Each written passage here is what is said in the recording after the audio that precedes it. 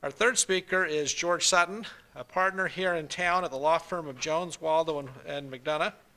He served as the Utah Commissioner of Financial Institutions from 1987 to 1993, where he was responsible for regulating all state-chartered depository institutions and all consumer financial service providers in Utah, and as many of us know, helped deal with one of the severe banking crises that the state of Utah has faced during that particular time period. Sutton helped draft the Utah Consumer Credit Code, the Utah Mortgage Originators and Servicers Act, laws regulating escrow agents, and 3 bills amending the Utah Financial Institutions Act. In addition, he has served as president and CEO of two industrial banks and helped organize several others. Well, good morning. And thank you, Professor Johnson, for inviting me. I feel honored to be on this panel. I am not a trained economist, and so I'm the dumb guy on the panel, and hopefully if some of you are having a hard time tracking some of this, I can bring it down a little bit. I've also been asked to bring it, let's see, how am I going to work this? Oh, here we go. To bring it a little bit more locally. And let me mention, my training is not in really getting into the economic details of things and international economics, things like that. But it's more looking at financial statements of organizations to determine whether or not they are economically viable. And so, first point, I want to fully disclose at the outset where my own views on this, where I'm going with this, and then I'll take you into some of the details. First of all, I think the title of this is a little bit misleading. Austerity versus growth. As I look at these numbers, they are scary. If the federal government was a bank and I was still regulating banks, I would close it immediately. It is not viable in its current form, and it needs to be addressed. And I think we need to look at all the options. We need to look at growth, certainly. We also need to look at austerity. There's a lot of things that need to be done to get this situation under control. Secondly, I don't think large spending cuts now are advisable. We need the spending to prop the economy up. We need to be looking instead at a short-term plan that will maximize economic growth, that will increase revenues to the government where we can. And there are possibly a few areas where we could do that that would not impact spending.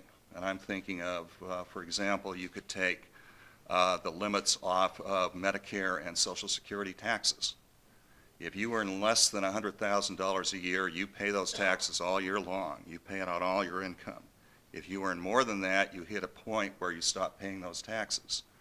Things like that could help start dealing with the deficit, and I think the people it would impact would still spend just as much as they would otherwise.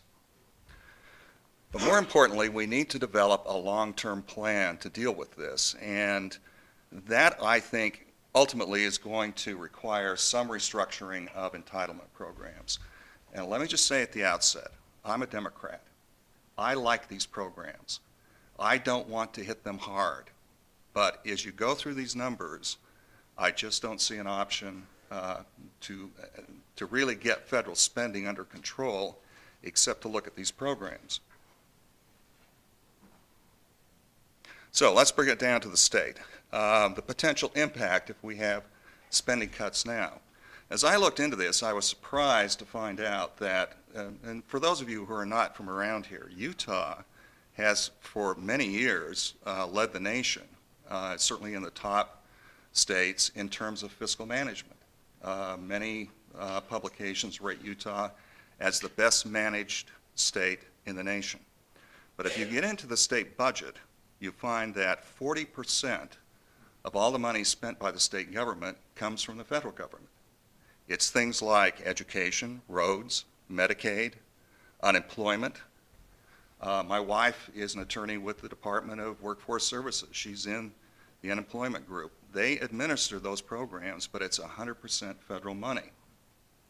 Public lands. The lands out here in Utah, we're the 5th largest state, and I think we're 80% or 85% owned by the federal government.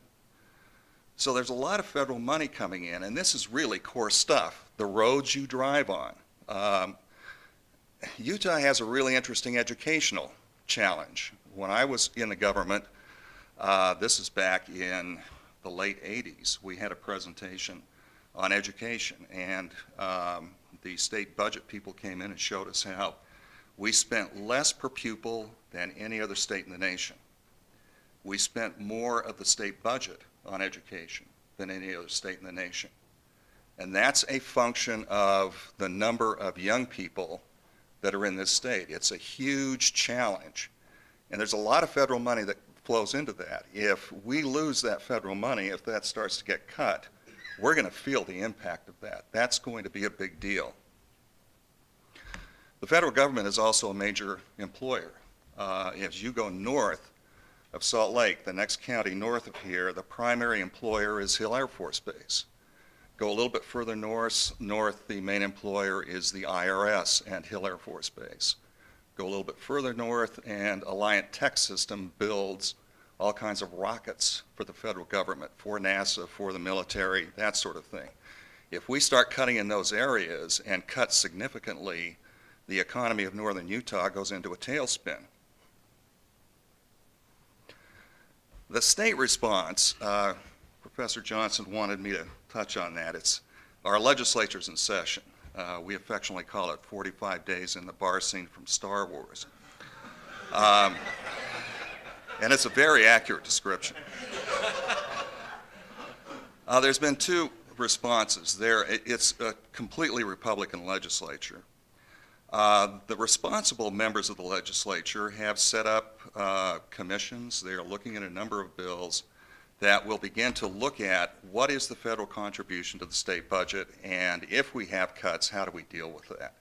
So they're beginning the advanced planning to have some significant cuts happen. Hopefully they won't. We've also, because it's a Republican legislature, seen a whole series of, I'm stumbling on the word, resolutions of the legislature condemning the federal government for its terrible fiscal management and that sort of thing. And these, of course, are not going to really add much. But let's get to now at the next level where the problem lies. Here's the federal deficit. It spends $3.8 trillion, takes in $2.2 trillion, borrows $1.6 trillion. That $1.6 trillion is 40% of the federal budget. When I first started to look for that number, I knew there was a crisis. I thought it would be 3-4%, something like that. 40% is mind-boggling. This is a humongous gap that has to be covered. Let me stop for a second, just a little anecdote. I'm reading Robert Caro's biography of Lyndon Johnson, and I just got through the point where Johnson got through Kennedy's tax cuts. To do that, it was all stalled in the Senate Finance Committee. And the way he got that through was to satisfy the chairman that they could keep the budget in check. To do that, they had to give them a budget that was under $100 billion in, what, 1963? Look at this number. Here's the federal budget. The top three are 60% of what the federal government spends. And these are mandatory spending items. In other words, they're already baked into the budget. Congress can only appropriate the money to do that. Then we got military at 20%. Everything else, including the money that comes to the state of Utah, is in discretionary spending, is that bottom 20%. Now what I really want to focus on, this is when I really started to get scared, is, let me take it back. Look at that third one, interest on the national debt. This is the current debt. I guarantee you that number is going to go up. And we have no idea how high it's going to go. The debt will continue to grow for years. It's going to take a long time to eliminate the deficits and get back to the point where we are not accumulating debt. We also are paying interest on that debt at historically low rates. These rates are way below what they would be in a normal environment. They are probably a third to a half of what they would be in a normal environment. So if we could eliminate the deficits right now, and the economy grew into a normal state, we could see that 6% number double or triple. If we had a bout of inflation, it could go much higher. Professor Johnson mentioned that I was involved in cleaning up at the state level the S&L mess. What happened there was that interest rates went out of control and absolutely wrecked an entire financial industry. We can't have rates like that in the federal budget and manage the federal budget where that much expense can gyrate that way. That is a very scary number, and I think we need to get that down. Now, it could go up as the economy grows and corrects. If the Federal Reserve begins to see any hint of inflation, it's going to boost rates. Rates will go up normally as the economy corrects, and inflation remains a major risk. Now, to deal with the debt, obviously we have to eliminate the deficits, and it's important to note there are two deficits that we're dealing with. One is structural and one is countercyclical. The structural deficit began in earnest in about 2000, and it really is a deficit that is built into the budget and is intended to stay there for some period of time. It was put in by the Bush administration. The Republicans wanted it for a number of reasons, and I don't have enough time to really go into all of that. One of them was a strategy called Starve the Beast. And when I was lobbying a lot up at the legislature, the Republicans explained Starve the Beast to me. And it is a view that the government is a beast. Once you create government, it will grow without any ability of the legislature to control it. And you have to starve it. You have to cut off the funding. And that's one of the reasons why this deficit was built in. This is the bad deficit. This is the one that really set the stage as the economy turned down. Typical Keynesian economics, you then deficit spend. That's the good deficit. That counteracts the cycle. But the structural deficit really sucked a lot of the capacity of the federal government to deal with these kinds of situations out of its balance sheet during the 2000 period. And we still have that. Now you add, in the downturn, the Keynesian countercyclical deficit on top of it, and we end up with the wild numbers that we've got. Now, there's three ways to address this deficit.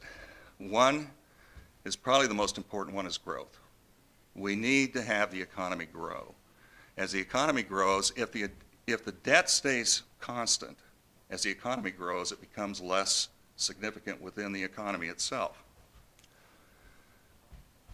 Growth produces more revenues, and again, reduces existing debt in relative terms. The problem is our debt is growing. It's growing faster than the economy is. Another way to address this is increased revenues. That's primarily taxes. The other is program cuts. And I think as you look at those, deep cuts in the military, you know, whether right or wrong, how feasible are they? Could we do 20%? 20% would be rough. And if we did 20% of the military budget, you'd take the deficit down by 4%. We have a 40% gap to fill. It's not going to do it, but it may help. Program cuts, again, within the 20% non-military discretionary, that has been hit hard for years and years. Our spending on infrastructure, national parks, roads, airports, department budgets, all of that sort of thing, there isn't much room left to cut there. So that leaves entitlements, and that means medical costs and possibly Social Security in some way. And again, I'm not saying get rid of them. I'm saying we need to look at how we can reform them so the spending is brought under control. For growth, and this is an area where I may have a special expertise here. the economy really is driven by credit anymore. Think about the housing model. Think about what our communities would be like if we didn't have mortgages to buy homes. Virtually everybody would be a renter. There'd be a small class of very wealthy landlords. People would pay rent for their entire lives, and the most they would get out of that is a place to live for 30 days. If you had a good enough income to both pay a mortgage and save for a house, you would eventually be able to buy a house perhaps, but it's going to be much less of a house than you can afford with a mortgage. That's why mortgage lending is so important. And that model has really proliferated throughout the economy. What happened in the Great Recession was we had a collapse of the supply of credit. Now, banks right now, who have been vilified so much through this whole thing, only provide about 20% of the credit in the economy. The shadow banks, primarily the securitization markets, provide the rest of that. And those securitization markets, they went completely out of control in the 2005-2006 time period. They pumped a lot of bad loans into the securitization pools, and that, when the investors figured that out, they pulled out, and that brought the economy virtually to a standstill. Congress, in reaction to that, the pendulum has really gone the other way. Now, I'm a director on a bank that operates nationally, and I can tell you that credit has been put under martial law. The CFPB has been given a mandate to go out there and drive the bad credit out. And it's a whole different regulatory model, and the result of that has been that credit has really constrained. The lenders have gone to strictly mainstream lending, where they know all the compliance issues have been worked out. The regulators, we're asking them, how do we define what is acceptable and is not acceptable? And they're telling us if we come in and look at something and we don't like what we see, and we wouldn't want somebody in our family to be getting that kind of a product, you're in big trouble. And what they are doing when they find that is they are saying this whole program has to go. You have to refund everything that you have received under this program, and we're going to impose a big penalty on top of that. So as we look at our credit programs, again, we're just going back to the mainstream. We're taking all the bells and whistles out so that there is less of a reason for the regulators to come in and find a problem. We're dealing in a situation where there are many more subjective standards. And so credit remains highly constrained. And as a result, we have to continue running these big deficits to keep the economy going. If we could get credit going again, and we could expand it quite a bit more without getting into the problems that we had in the late 2000 period. Another problem, consumer confidence is down. Consumers, and I think this brings us full circle back to the deficit. People are less likely to spend right now. At my bank, we pretty much anticipated what was happening with the Great Recession. We saw an uptick in delinquencies and in charge-offs, and receivables went down. But typically in that situation, you see higher income receivables go down, but lower income people, the receivables stay fairly constant. They need that credit to get through these periods. We didn't see that. That's the one thing that surprised us. Receivables went down across the board. Everybody paid their debts. Everybody started hunkering down to get ready for bad times ahead. And I think all the political turmoil, people have lost faith that the government knows what it's doing and can address these problems. They keep hearing about the deficit problems and see some sort of an economic train wreck coming. We've got to fix that. The other thing we need to do is fix the securitization markets. This is where the problem happened. And that was a failure of regulation. It's inconceivable to me that you could have loan pools of home mortgages that had 33% of the loans go bad. That figure should be 1 to 2%. And if it's 2%, that's a signal that something's in trouble. There was a complete breakdown of loan underwriting during that period. What the originators like Countrywide finally started to say is, if I can sell this loan, I'll make it. I don't care about any other consideration. And they just pumped all of these bad loans into those pools. And we need to fix that. We need to make sure that these loans are adequately underwritten. We need to restore the confidence of the investors that invest in these pools and get that 80% of the credit back on its feet and flowing again.